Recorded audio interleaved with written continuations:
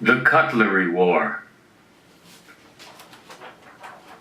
This major war was fought down in the kitchen between meals. Trouble had been brewing for some time. The knives began it by cutting in line. The forks didn't take this lightly. I believe you've made an error in location? No way. Most important goes first. Perhaps you act under a misapprehension. We forks are the most important. We alone pick up morsels of food and move them gracefully to an eater's mouth. And who do you think cut those morsels? Well, if we want, we can make smaller pieces by pushing down on our sides. The knives guffawed. Oh, yeah, that's rich. In times past, we not only had the most important place at the table, we had the only place. You didn't exist. We knives have been respected, honored, and worn by our owner's side forever. Our ancestry goes back to the earliest of times when we were made of flint or stone. And if we want, we can impale a potato or a carrot and move it to a mouth as well as any fork. The forks chuckled and countered with, "Really, if you were so indispensable, there would have been no need to invent us forks." Ask anyone at all. They will tell you that the fork is the most important piece of cutlery. In fact, we predate you, because with our tines, we resemble the most basic of tools, the human hand. This really angered the knives, who came back with, "Yeah, hands are useful." And as soon as they were able, they grasped a stone and fashioned it into a point, into a blade. Who ever heard of going up against a mammoth with a fork? And the knives howled in derision. The forks responded, "Yes, but once your work is over, the killing and the skinning, just note which implement people choose. They put down the knife and pick up the fork, unless they are complete bumpkins. And who but a child or a fool would risk cutting its lip by using a knife to eat spaghetti?" And the forks laughed riotously at the knives. This insult really angered the knives, who retaliated with, "Yeah, what heritage do you have? Our lineage is illustrious. Our family tree includes swords, rapiers, poniards, scimitars, lances, and battle axes. You are upstarts, nobodies." And with a fierce war cry, the knives launched themselves against the forks.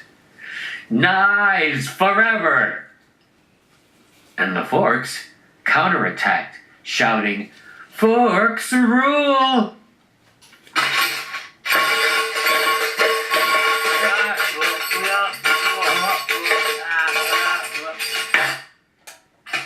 The forks and knives finally exhausted themselves and tacitly agreed to a pause. In that pause, a tablespoon spoke. "Excuse us, brothers and sisters, but when we were talking of importance, let us remind you that many of the dishes that people consume are combinations of ingredients with liquids. For example, soups and stews. I ask you both humbly, what good are knives or forks to pick up soups?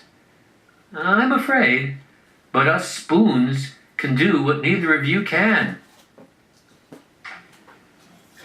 This speech infuriated both the forks and the knives, who made an immediate alliance and attacked the spoons.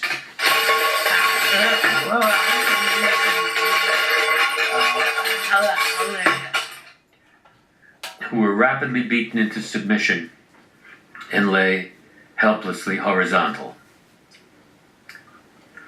But as soon as the knives and the forks triumphed over the spoons, they glared at each other and resumed their war.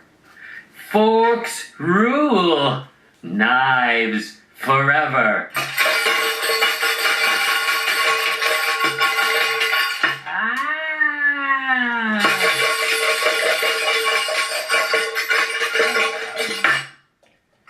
Once again, the knives and forks exhausted themselves and had to rest. Then, a tiny but brave teaspoon spoke up. Can't you see that this is getting us cutlery nowhere? What is the point, or points, of this fight?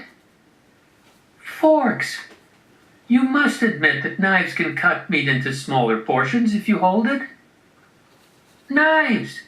You must confess that forks can pick up peas and cream cakes that would just fall from your sides. And we spoons have our virtues. Imagine stirring a nice cup of tea with a fork or a knife.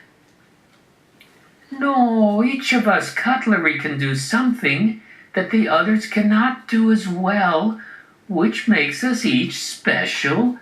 But together, we can do something that we cannot do alone. We become more useful and powerful. I believe humans call this cooperation. The forks looked suspicious, and the knives looked dubious. But the exhaustion that brought them a moment's respite also gave them the opportunity to absorb the truth of what the teaspoon had said. Slowly, hesitantly, the knives and forks moved closer to one another. They realized that the war was ridiculous. They noticed each other's scratches, notches, and dents. I'm sorry. No, it was my fault.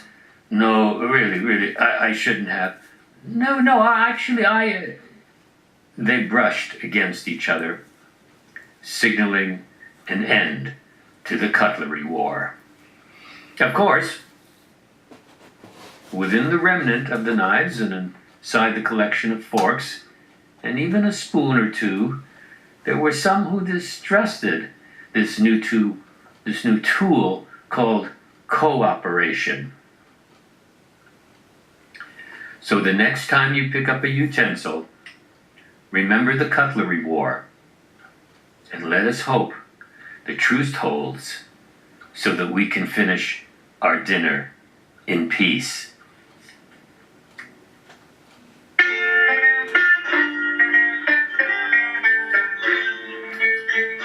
The Cutlery War was written and performed by Michael Beer.